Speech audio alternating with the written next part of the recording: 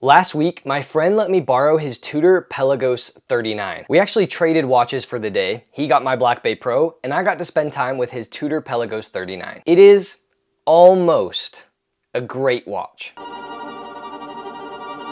Back in 2018, when I first got into watches and I first learned about brands like Rolex, Audemars Piguet, the first watch that I really developed an affinity for and a love for was the Rolex Submariner. My first automatic watch actually ended up being the Invicta Pro Diver because of how much I loved that Rolex Submariner. Fast forward a few years to me now owning the Omega Seamaster Diver 300.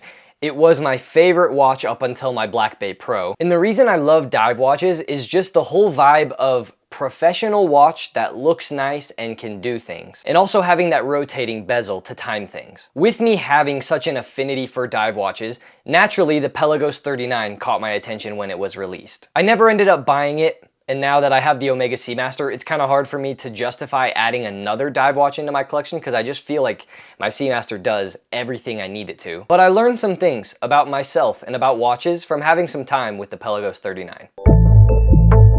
The Pelagos comes in with a case size of 39 millimeters. However, the bezel overhangs the case by just 1 millimeter, so it's kind of in between a 39 and a 40 millimeter watch. The watch is 12 millimeters thick. It has a 47 millimeter lug to lug, which is nice and wearable on a smaller to medium size wrist. It does have an odd size 21 millimeter lug width, which I don't think is a bad thing, but it does make changing straps a little bit more of an inconvenience. This watch is made of grade 2 titanium, and it has 200 meters of water resistant with a screw down crown, and this is one of the few Tudor models that has crown guards surrounding the crown. I actually think, honestly, maybe most of the Pelagoses have crown guards, maybe all of them. I'm just trying to think off the top of my head. But I know that the Black Bay line does not have crown guards. Now let's talk about one of the big aspects of this watch. Obviously it is made of titanium, and as we all know, titanium is lighter than stainless steel. On a bracelet, this watch comes in at 107 grams. To give you a comparison, my Omega Seamaster on a rubber strap is 109 grams. So this watch weighs the same that my dive watch does on a rubber strap,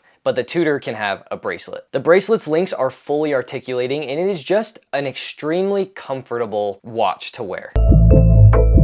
If you've been watching the channel for a little bit now, you would know that my Tudor Black Bay Pro is my favorite watch within my watch collection. But the more that I own the watch and the more that I wear it on almost a daily basis, the weight of the watch is starting to actually drive me a little bit crazy. If I take off my watch and show you my wrist, I don't know if the camera is going to be able to do it justice, but the Tudor Black Bay Pro has actually kind of dented my wrist. I prefer to wear my watches on the tighter, snugger side, and the Tudor Black Bay Pro is just so heavy that over time, and mixed with how tight I wear the watch, I believe it's kind of causing my wrist to be a little bit dented. One of the things that I love the most about my time with the Pelagos 39 was taking a break from just having this heavy brick of a watch on my wrist. It felt super light and it was super comfy to wear on my wrist. And it's one of those watches that when you put it on your wrist, you just kind of forget that it's even there. This watch has a fully loomed bezel, and the bezel action on this and most all Tudor watches is class leading. Comparing the bezel to the action on my Omega Seamaster, it makes me hate my Seamaster's bezel. It is just so crisp. Every single click has this satisfying sound that accompanies it, and the grip on the side of the bezel is so easy to twist. The one thing I wish it had though was 120 clicks versus 60 clicks.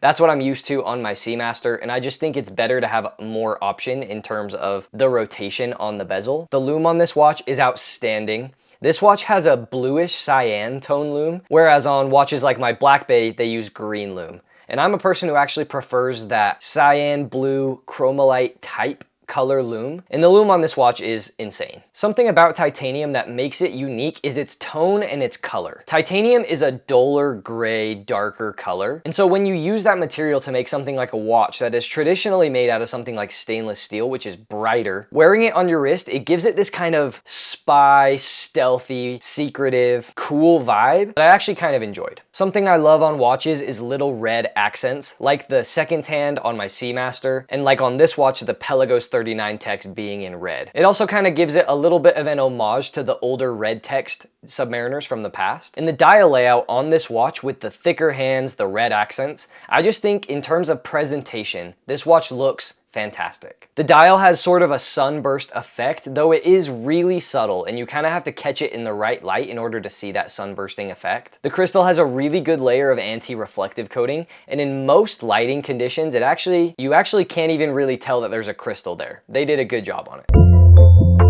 This is a little bit of a weird one. In my short time with this watch and also my previous watch that I used to own, the Hamilton Khaki Field Titanium, I have learned that I really do not like the feel of titanium. I'm gonna try to make it make sense to you, and this is gonna sound really weird. Titanium is just a bit of a grippier metal. When your hands are on it, it feels like, for me at least, that my fingerprints are just all over it all of the time. Holding it is just really grippy and it's not very smooth and soft. And if you just take your finger and run it along the links, it's just a more grippy feeling. And on a sensory level, I just really am not a fan of titanium. I love the weight, so I'm kind of conflicted because I would love to have the weight of a titanium watch. But when I'm adjusting the watch on my wrist or moving it or taking it off, just the feel of titanium on my hands is just not something that I enjoy. And I know you're thinking, Caden, you are crazy. Yes, I am, but that's just honestly like the biggest thing that I felt about this watch, and I thought it was interesting. So here I am sharing it. There was only one more thing that I didn't like about this watch, and it was the size of the clasp. This watch features one of Tudor's best features ever made called the Tudor T-Fit clasp. And the T-Fit system I have on my Black Bay Pro, and I am in love with the T-Fit system. On this Pelagos 39 though, the actual physical size of the clasp is huge. They fit a dive extension and that T-Fit system all within this clasp. So on a functional level, it's a functional, really good clasp. But I just really am not a fan of how long the clasp is when you're looking on the backside of your wrist. I don't feel it necessarily affects the comfort of the watch. It just looks really long and is really big. And I would prefer if it was a little bit shorter. Overall, I think the Tudor Pelagos 39 is a fantastic watch. And if you are not a weirdo like me and you enjoy titanium, I think this watch would be a contender for one of the best dive watches money can buy right now. This watch comes in at a retail price of around $4,800. And for that price, you get a ton with your money. This watch is super comfortable. It's a fantastic size. The vibe and the tone of titanium just makes it a stealthy, cool dive watch. And I think this could honestly be a great option as just a one watch collection, go anywhere, do anything watch, but not for me. What are your guys' thoughts on the Tudor Pelagos 39? Leave your comments below and your thoughts on them. And what are your thoughts on titanium in general? I'd love to see what you guys have to say. As always, I appreciate you guys for sticking to the end of my rambling and my thoughts. For sticking to the end of this video, I'm going to give you each a nice big thumbs up. Thanks for watching. I'll see y'all in the next one. Peace out.